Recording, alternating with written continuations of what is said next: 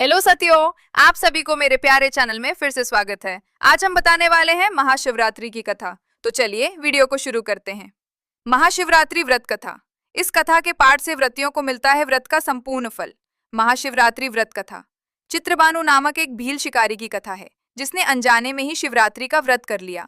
रात भर जगते हुए चित्रभानु ने अनजाने में ही महाशिवरात्रि पर शिवजी के ऊपर बेल के पत्ते अर्पित किए, जिसके पुण्य से वह शिवलोक में स्थान पा गया। महाशिवरात्रि के दिन इस कथा का पाठ करने से व्यक्ति के पाप कट जाते हैं और शिवलोक की प्राप्ति होती है। महाशिवरात्रि व्रत में शिवजी की इस कथा का पाठ करना बहुत ही शुभ फलदायी बताया गया है। शिव पुराण में भी इस व्रत की महिमा बताई गई है। शिव पुराण के अनुसार जाने अनजाने में भी जो मनुष्य और जीव महाशिवरात्रि का व्रत कर लेता है वह शिव कृपा का भागी बन जाता है और उससे यमराज के दूत भी दूर रहते हैं। इसलिए महाशिवरात्रि व्रत में शिव भक्तों को महाशिवरात्रि की इस कथा का पाठ जरूर करना चाहिए। महाशिवरात्रि व्रत कथा। पूर्व काल की बात है। चित्रभानु नामक एक शिकारी था। वो शिकार करके अपने परिवार का पालन पोषण करता था। उस शिकारी पर साहूकार का काफी कर्ज था, लेकिन वो उसका कर्ज समय पर नहीं चुका पाया। फिर साहूकार ने शिकारी को शिव मठ में बंदी बना लिया। जिस दिन उसे बंदी बनाया गया उस दिन शिवरात्रि थी। चतुर्दशी के दिन उसने शिवरात्रि व्रत की कथा सुनी और शाम होते ही साहूकार ने उसे अपने पास बुलाया और ऋण चुकाने के बारे में कहा। उसके बाद वो फिर शिकार की खोज में निकला। बंदी गृह में रहने के कारण वो बहुत भूखा था। शिकार की तलाश में वो बहुत दूर निकल आया। अंधेरा होने पर उसने जंगल में ही रात बिताने का फैसला किया और एक पेड़ पर चढ़ गया। उस पेड़ के नीचे शिवलिंग था जो बेलपत्र के पत्तों से ढका हुआ था। शिकारी को उसके बारे में जानकारी नहीं थी। पेड़ पर चढ़ते समय उसने जो टहनियां तोड़ी वो शिवलिंग पर गिरती रहीं।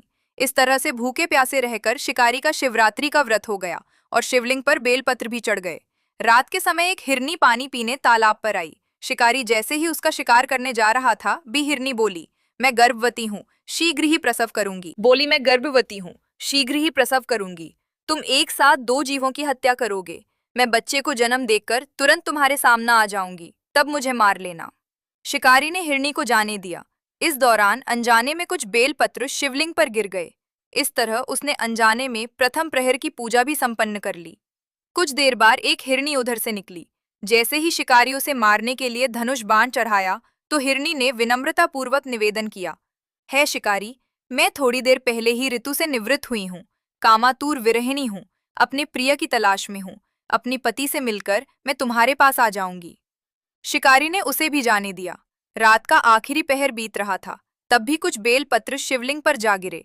ऐसे में शिकारी ने अनजाने में ही अंतिम पर की पूजा भी कर ली। इस दौरान वहां एक हिरनी अपने बच्चों के साथ आई। उसने भी शिकारी से निवेदन किया और शिकारी ने उसे जाने दिया। इसके बाद शिकारी के सामने एक हिरन आया। शिकारी ने सोचा, अब तो मैं इसे यहाँ नहीं जाने दूंगी, इसका शिकार करूंगी।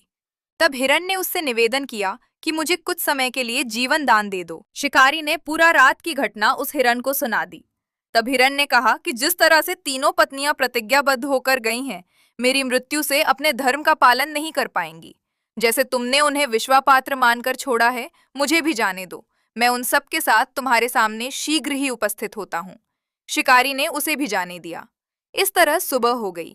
उपवास, रात्रि जागरण और शिवलिंग पर बेलपत्र चढ़ाने से अनजान में ही शिवरात्रि की पूजा पूर्ण हो गई। लेकिन अनजाने में हुई पूजा का परिणाम उसे तत्काल मिला। थोड़ी देर बाद हिरन और उसका परिवार शिकारी के सामने आ गया। उन सभी को देखकर शिकारी को बहुत गिलानी हुई और उसने पूरे परिवार को जीवन दान दे दिया। अनजाने में शिवरात्रि व्रत का पालन करने पर भी शिकारी को मोक्ष की प्राप्ति हुई। जब मृत्यु काल में यमदूत जीव को ले जाने आए तो शिवगणों ने उन्हें वापस भेज दिया और उसे शिवलोक ले गए। शिवजी की कृपा से चित्रभानु अपने पिछले जन्म को याद रख पाए, शिवरात्रि के महत्व को जानकर उसका अगले जन्म में भी पालन कर पाए।